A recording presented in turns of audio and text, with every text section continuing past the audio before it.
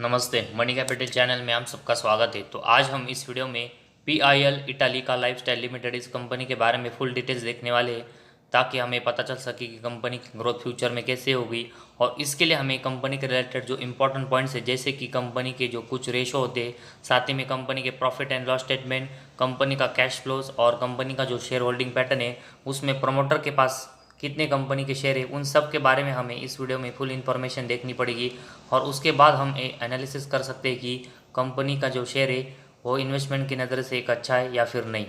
तो कंपनी के रिलेटेड जो इंपॉर्टेंट पॉइंट्स है, उसमें सबसे पहले हम कंपनी का बिजनेस है उसके बारे में इंफॉर्मेशन देखते हैं। तो ये कंपनी अगर हम देखेंगे तो प्लास्टिक मोल्डेड फर्नीचर और उसके साथ ही में चेयर्स, टेबल, क्रेट्स, बीन्स, इन सब का कंपनी मैन्युफैक्चरिंग करते हुए देखने को मिल रहा है। तो कंपनी का जो सेक्टर है वो हमें प्लास्टिक से यहाँ पर जुड़ा हुआ देखने को मिल रहा है। तो प्लास्टिक सेक्टर में ये कंपनी अभी हमें काम करते हुए देखने को मिल रही है। लेकिन इसके बाद कंपनी के रिलेटेड जो इंपॉर्टेंट पॉइंट्स होते हैं, उसमें सबसे पहले हम कंपनी का पीई रेशियो देखेंगे तो वो ये हमें 127 देखने को मिल रहा है। तो कंपनी का जो पीई रेशियो है वो अभी हमें ज़्यादा देखने को मिल रहा है। वही कंपनी का बुक वैल्यू देखेंगे तो 2.83 हमें देखने को मिला है, जिसके कंपेरेटिव अगर हम शेयर की प्राइस देखेंगे तो बहुत ज़्यादा देखने को मिली। तो ऐसे में बुक वैल्यू के ऊपर कंपनी का शेयर अभी हमें ट्रेड करते हुए देखने को मिला है, जो कि एक थोड़ा सा निगेटिव पॉइंट है। वही कंपनी का ROC अगर हम देखेंगे तो यह हमें 5.28 और ROE 3.68 हमें 3.63 देखने को मिल रहा है। तो पेनी शेयर की नज़र से अगर हम देखेंगे तो ये कंपनी का ROC और ROE हमें ठीक ठाक देखने को मिल रहे हैं। लेकिन कंपनी का जो पी रेशियो है वो अभी हमें बहुत ही ज़्यादा देखने को मिल रहा है। और साथ ही में कंपनी का जो शेयर है वो बुक वैल्यू के ऊपर हमें 5 टाइम्स ट्रेड करते हुए देखने को मिल रहा है, जिसकी वजह से अभी ज़्यादा इन्वेस्टमेंट करना इस कंपनी में थोड़ा रिस्की हो सकता है। इसके बाद कंपनी के जो इंपॉर्टेंस पॉइंट्स है, उसमें अगला जो पॉइंट्स है कंपनी का क्वार्टर फर्स्ट का जो फाइनेंशियल रिजल्ट है उसके बारे में हम इंफॉर्मेशन देखते हैं। तो उसमें सबसे पहले हम कंपनी का सेल्स देखेंगे। तो कंपनी का सेल्स हमें इस साल के क्वार्टर फर्स्ट में 16.92 करोड़ का देखने को मिला है, जिसके कंपेरेटिवली अगर हम क्वार्टर फोर में देखेंगे तो कंपनी का सेल्स 24.86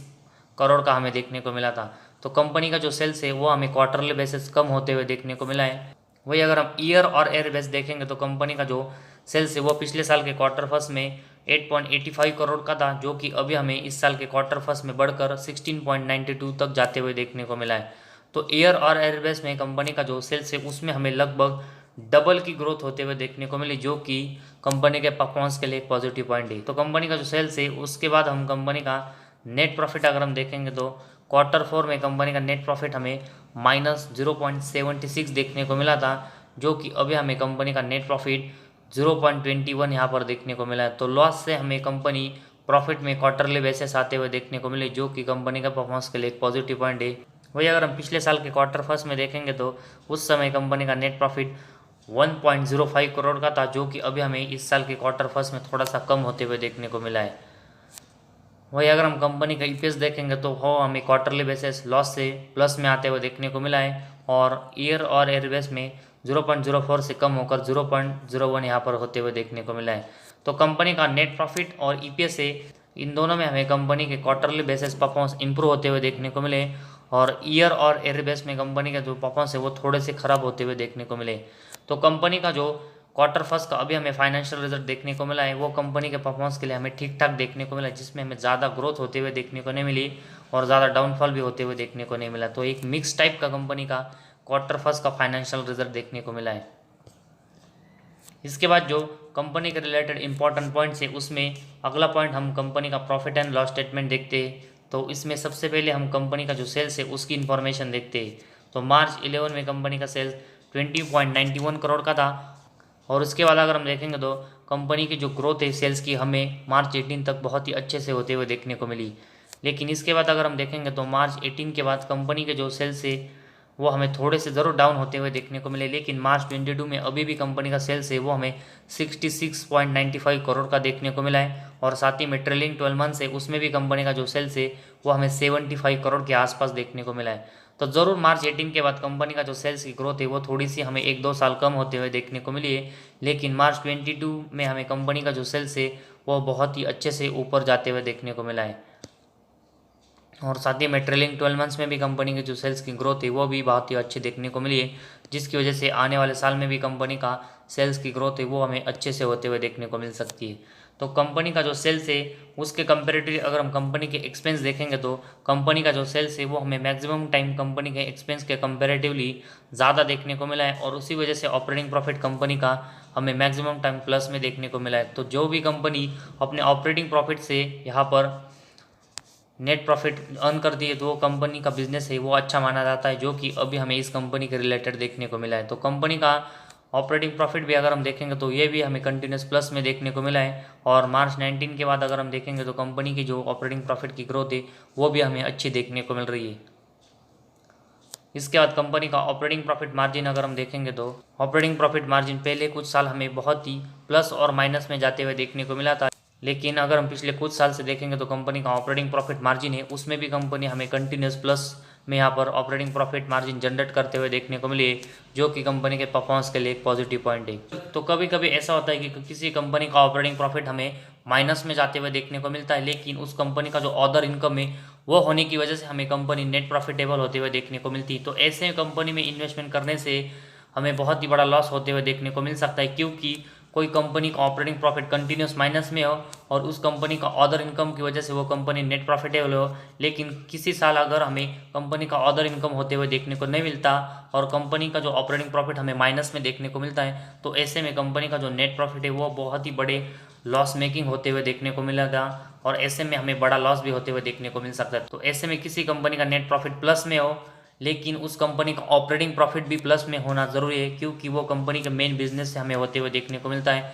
तो अदर इनकम से कोई भी कंपनी यहाँ पर नेट प्रॉफिट में हमें होते हुए देखने को मिलती है, तो उसी कंपनी में हमें ज़्यादा इन्वेस्टमेंट नहीं करनी चाहिए। उसके कंपेरेटिवली ऑपरेटिंग प्रॉफिट हमें प्लस में देखने को मिलता है और उसके बावजूद कंपनी का नेट प्रॉफिट हमें प्लस में देखने को मिलता है, तो वैसे ही कंपनी में हमें इन्वेस्टमेंट करनी चाहिए। तो कंपनी का ऑपरेटिंग प्रॉफिट हमें प्लस में देखने को मिला है। उसके बाद कंपनी का नेट प्रॉफिट अगर हम देखेंगे तो मार्च 11 में कंपनी का नेट प्रॉफिट हमें 28.11 करोड़ का देखने को मिला है। इसके बाद ज़रूर हमें अगले साल कंपनी लॉस मेकिंग देखने को मिली, लेकिन इसके बाद अगर हम देखेंगे तो कंपनी का जो नेट प्रॉफिट है उसमें कंपनी ने बहुत ही अच्छी ग्रोथ की है, और उसके बाद अगर हम देखेंगे तो कंपनी हमेशा ही हमें प्रॉफिटेबल देखने को मिली है, और कंपनी का नेट प्रॉफिट हमें 2.51 करोड़ का देखने को मिला है, और ट्रेलिंग 12 मंथ से उसमें भी कंपनी का नेट प्रॉफिट 1.67 करोड़ का देखने को मिला है। तो कंपनी का जो नेट प्रॉफिट है उसमें कंपनी हमें कंटिन्यूस नेट प्रॉफिटेबल देखने को ज़रूर मिली है, लेकिन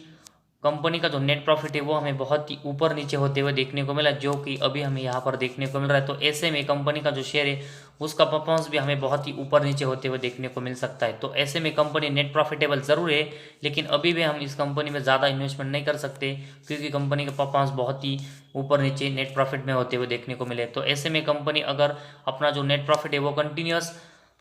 हमें गेन करते हुए देखने को मिलती है और कंपनी के परफॉर्मेंस नेट प्रॉफिट में स्टेबल होते हुए देखने को मिलते हैं, तो ज़रूर हम ज़्यादा इन्वेस्टमेंट के बारे में उस कंपनी में सोच सकते हैं। लेकिन कंपनी का नेट प्रॉफिट और ईपीएस का जो परफॉर्मेंस है वो हमें बहुत ही नीचे ऊपर होते हुए देखने को मिला है। तो ऐसे में अभी हम इस कंपनी में नेट प्रॉफिटेबल होने की वजह से एक छोटी इन्वेस्टमेंट कर सकते हैं, ना कि बड़ी इन्वेस्टमेंट के बारे में अभी भी हमें इस कंपनी में सोचना चाहिए। इसके बाद कंपनी की बैलेंस शीट अगर हम देखेंगे तो इसमें सबसे पहले कंपनी का जो रिजर्व है उसके बारे में इंफॉर्मेशन देखेंगे तो मार्च 22 में कंपनी के जो रिजर्व है वो हमें 43 करोड़ के देखने को मिले, जो कि मार्च 18 से पहले कंपनी के जो रिजर्व माइनस में थे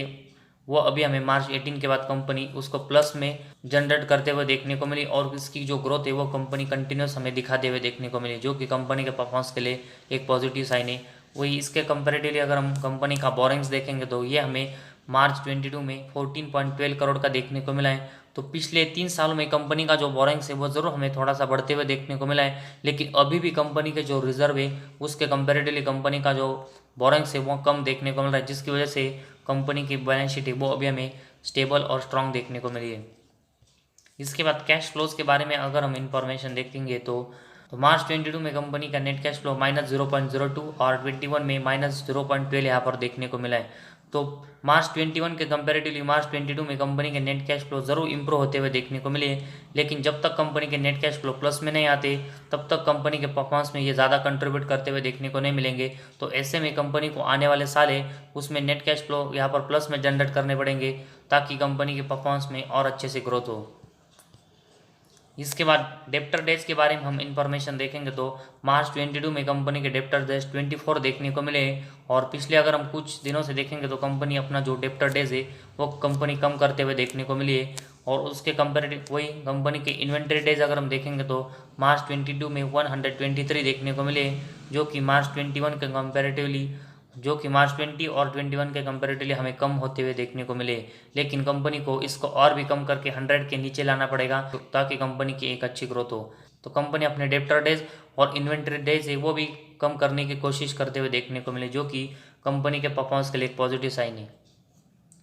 इसके बाद कंपनी का शेयर होल्डिंग पैटर्न अगर हम देखेंगे तो जून 22 में कंपनी के प्रमोटर के पास हमें 50% की हिस्सेदारी देखने को मिली है, जो कि जून 21 के बाद हमें कम होते हुए देखने को मिली है। वही डीएच की जो हिस्सेदारी वो हमें इस कंपनी में 0.65% यहाँ पर कंटिन्यूस देखने को मिली। और पब्लिक की जो हिस्सेदारी है वो हमें जून 21 के बाद कंटिन्यूस बढ़ते हुए देखने को मिली, जो कि प्रमोटर अपनी जो हिस्सेदारी कम कर रहे हैं वही हिस्सेदारी हमें पब्लिक कंटिन्यूस बाय करते हुए देखने को मिले। तो पीआई इटली का इस कंपनी के बारे में देखेंगे तो कंपनी का जो नेट प्रॉफिट है उसमें हमें maximum time company net profit plus में जनरेट करते हुए देखने को मिली है। साथ ही में कंपनी के डेप्टर डेज और इन्वेंट्री डेज है वो कंपनी इंप्रूव करते हुए देखने को मिली है। कंपनी के जो बैलेंस शीट है उसमें कंपनी के जो बोरिंग्स है उसके कंपेरेटिवली कंपनी के पास ज़्यादा रिजर्व है। तो ये सब कंपनी के रिलेटेड हमें एक पॉजिटिव साइन देखने को मिला है। तो कंपनी का जो कंटिन्यूस नेट प्रॉफिटेबल है उसकी वजह से अभी हम इस कंपनी में इन्वेस्टमेंट के बारे में सोच सकते हैं, लेकिन कंपनी के जो नेट प्रॉफिट में परफॉर्मेंस बहुत ही ऊपर नीचे और वोलाटाइल होते हुए देखने को मिले। तो ऐसे में अभी हम इस कंपनी में एक छोटी इन्वेस्टमेंट से इन्वेस्टमेंट स्टार्ट कर सकते हैं। और जब कंपनी के नेट प्रॉफिट में हमें परफॉर्मेंस स्टेबल और कंटिन्यूस ग्रोथ होते हुए देखने को मिलेंगे तब हम इस कंपनी में एक ज़्यादा इन्वेस्टमेंट के बारे में सोचेंगे। तो जो भी हम पेनी शेयर में यहाँ पर इन्वेस्टमेंट करना चाहते हैं तो उसमें से हमें ये जो नेट प्रॉफिटेबल है पीआईएल इटली का इस कंपनी का शेयर देखने को मिले, जिसमें हम एक छोटी इन्वेस्टमेंट कर सकते हैं।